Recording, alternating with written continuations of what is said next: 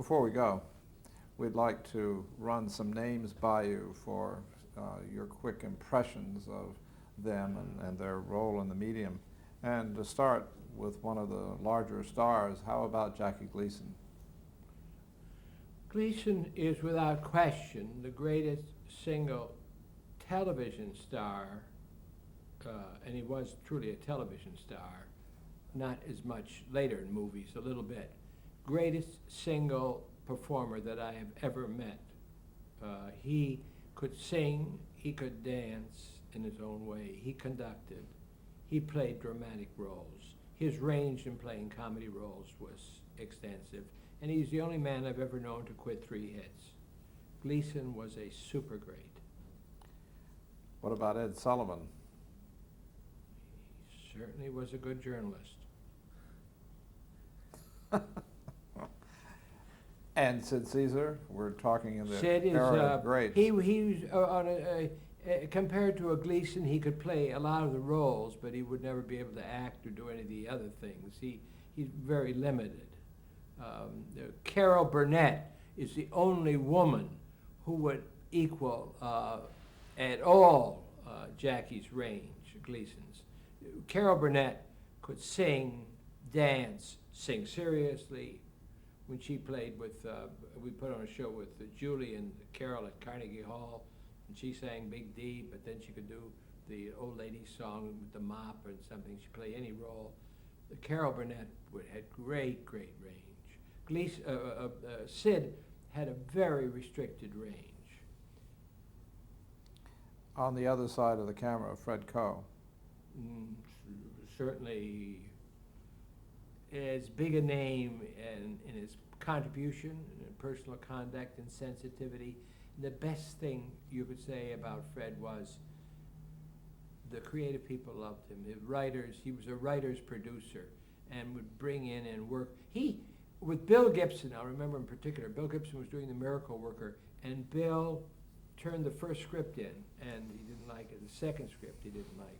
Third script, he says, "We got it, Bill." And it was over a period of 3 months. Now, Bill Gibson's a fine writer and everything else, but it was Fred Coe that brought him to fruition. And you've got a fair casting with Anne Bancroft and Patty Duke, and it's the little girl and all. It was, Artie Penn directed that. Fairly good group. Joe Cates. Oh, Joe Cates was the definitive television producer who really fitted that, as I said before, the ability to give you what you wanted and what the public wanted at the price that you wanted to pay. And we always said, for Joe, if you wanted a blue suit, he'd turn on the blue light. Joan Gans Cooney. She's a phenomenal executive who, with very little training, had the courage to listen to others, take advice, and then implement it better than anybody suggested. She is probably one of the finest executives, men or women, I've ever been exposed to. She just is this little girl from Arizona who never had any previous training, took over that, great support from Lloyd Morissette, who chairman of the Markel Foundation, but extraordinarily able woman. How about Erwin Siegelstein? He was my number 2 for many years. I found him at Benton and Bowles. He had more character and more ability than practically anybody I knew. More character and ability than anybody I knew, because he always saw the whole picture and stood by his principles. The little story about, he once came back from Fire Island where he had a home. We had an important meeting with Paley and Stanton that afternoon. It was early morning, and he came in my office around 9:30, and I saw him wearing a beard. And I said, "Geez, get rid of that. You look terrible in it." You know, he's heavy-set, rather chubby fellow. And he said, "The beard stays. If they want to fire me, that's their business." And he left. Or another time, I was about to fire a guy who later, Phil Capice, who later became executive producer and created Dallas. Said, got to get rid of him. And Irwin said, will you behave? And he hung the phone up. I never brought it up again. Were you ever involved with Mike Nichols? Yes, certainly one of the great talent. He's very hard to get to know him very well, but we had great mutual friends, and he never let me down. He was terrific as a performer, took his work seriously, and kept all his dates. You couldn't ask for any more. How about Oscar Katz? Oscar was a wonderful man, but he had an addiction for gambling, and he, as strict as he was as a researcher, doing great pioneering work, he used to take gambles that he shouldn't have taken, but he helped build the business, and there are some great people who did it, and he was one of them. I learned much from him. What kind of gambles? Personal gambles, in a traditional sense. Fred Friendly. The world's last angry man, one of my best friends who we took houses together, lived together, changed his son's Andy's diapers. He's a close friend who was not always the easiest man to work for, and would have been the first to say, if you said to him, you're not being fair, he would say, who says I have to be fair? But he was a tiger and a fighter, and was as shrewd a politician in handling people and executives as ever. Enough to make people believe he walked out because of Lucy being scheduled at the UN, which wasn't against the UN hearings on something. It wasn't true at all. But he's the best example of a man who continued after he left broadcasting, and I started with him in 1948, to do new things in his life. He did it at the Ford Foundation, and was a key player there in funding very important things. He did that as a professor at Columbia, who was totally devoted to that job, and did one hell of a job in developing people. And lastly, he did that on the air with his different kinds of public television seminars with people. He was terrific. And they were all different things. They're vastly different. What was the true story about his leaving? I think he wanted to go. He got pissed off mad at the management, and he was looking for an excuse. Well, in that connection, how about Jack Schneider? Well, I never knew. He was, I guess, a hell of a station manager. Very good station manager in Philadelphia. But he was the reason for Fred Friendly's leaving, the announced reason. Yeah, but he would never have had the courage to let him go. I mean, that was a senior level decision. I mean, Jack Schneider was the president of the moment. He never left the imprint of his personality on any phase of broadcasting. He was one of a rotation of station managers they made president. Fred Friendly was a true giant in our business, and I suspect when you talk to Frank or anybody else that was not Schneider's. That decision was not upsetting to senior management. That's the gentlest way I could put him. I mean, Friendly might have fired Schneider, but I don't think Schneider fired Friendly. Oh, no. No, there's no suggestion of that, but it was Schneider's coming on and his... Well, I would think Stanton and Paley didn't want to be pictured as either one of them having forced Fred out. Well, nobody forced Fred out, I don't think. Well, in my view. no, Fred- I think Fred wanted to go. That's what I think. Oh, yeah.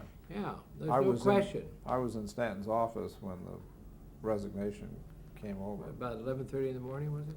About, I know, I was just getting up when the call came. Fred Silverman. Brilliant on children's programming. I hired him right out of college, and I think he was absolutely terrific. He not a creative person. Fortunately, had Marion Hargrove later, but even those were redone classics. You know, Perry Mason. I mean, he wasn't a very good management person. He was, and that's what his roles were after he left. Fred was brilliant on certain phases of scheduling. He had a great sense, when you worked with him in a team, he had a great sense of programming. He was just marvelous. You had to say 1 out of 10 ideas were just great. But when you are in the catbird seat and you have the final call, 1 out of 10 isn't good enough. You got to be batting about 700, 800, because one mistake, it just kill you. I mean, for him to come up with Super Train and the things he ordered, he was notorious for making those kind of mistakes. Remake of Perry Mason with Marion Hargrove, fine. Remakes of Andy Griffith shows, fine. But his history at the networks was very poor after he left CBS. He was not, but he created he was best at cartoon programming. I never had a man. He could act out every single scene. He was simply wonderful. And he was a good program executive. He was very good, but he belonged on a team. And he was wonderful. Sherwood Schwartz. He was not Nat Hiken or Larry Gelbart, but a good, wonderful online commercial comedy producer who we needed very badly. And when he did Gilligan's Island for me, it wasn't ever considered golden days. God, it was some embarrassment. But I liked Sherwood, and he delivered that show. How about Carl Reiner? The best. Carl Reiner stands as a giant. As a performer, as a writer, as a man of sense of responsibility of what the industry should be doing. It isn't by chance he has that wonderful son who's done so many good things. It would be very difficult to name anybody who commands more respect in this industry than Carl does. For an all-around person. Sheldon Leonard. An early pioneer, wonderful character, a little older than I am, so I didn't know him really well. I mean, he would have talked to me and did talk to me, but I don't know him. No, from everybody I know at the Morris office and everybody involved with him, that he's a very nice guy. And when you make contributions at the early stages of television, you got to say he's a pioneer, but it'd be difficult to evaluate him when you're not part of that. Well, you're part of that period, but he was much more a CBSer when I was an NBCer, so I didn't get to know him. Brandon Stoddard.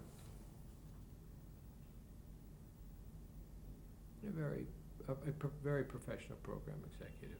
Not tops, but very acceptable. Fair record. You see, program executives have to be always measured on their record. So he didn't create, and then he went off on his own. They set up his own company at ABC, and he didn't make his own programs. They weren't successful, but he was a very nice guy. Grant Tinker. Probably one of the best liked men in the industry. Very knowledgeable, brought a sense of saneness to our industry, and most of all, knowledgeable about all phases. Not a guy who could build a company, but a man who in modern terms, it would be considered a very good executive. How about Brandon Tartikoff? Very able, extremely able. Has to rank with one of the top 4 or 5 program executives ever. Yes, he's very good. Did you ever meet a programming executive you didn't like? Yes, a lot of them. But I don't. There's a great man who you haven't asked about. Have you ever interviewed Ed Sherrick? Ed is, he's on the coast. He was from the early days of ABC, went into programming, producer, and I mentioned that because he's from the same, but he's from the earlier period, a man who's helped build it. And if you ever have enough money or enough time and you need him, I think Sherrick would stand very well. I would think so. Who do you rank foremost among the current crop of producers? Well, I think you'd have to say the dramatic producer from New York, Pete Bochco. The most commercial has to be Spelling. And I think among the comedy people, Marcy Werner and Tom, Marcy Carson and Tom Werner, those 3 for different things. And certainly for variety, you'd have to have Gary Smith and Dwight Hemian as the best variety producers. And Aggie Nixon, the best daytime producer. Really? And then without question, the most powerful man in all of broadcasting today is Neil Shapiro at NBC for the magazine shows. They run an operation there that's like nothing in the business. 4 or 5 shows in the air, best, lowest budget. The development area for new talent for NBC, and vice versa. They all rotate. Create the same name for every one of them. He's a power. He's more powerful than anybody else. Is that the wave of the future? Certainly for a while. You bet. Do you think they'll run out of stories? No. That's the only thing they won't run out. They're real life. Real life. I mean, how can you run out of stories? I mean, there'll be floods, there'll be hurricanes, there'll be starvation, there'll be plane crashes, there'll be OJs, there's abortion. How many stories do you think could be on tonight on that funeral or story behind the story of that lovely man who got shot and killed, the doctor in Buffalo? I mean, life, it's a story of life. I mean, keep those famines coming. Mike, you're gonna, unfortunately, we have to go. Oh, nicest way to put it.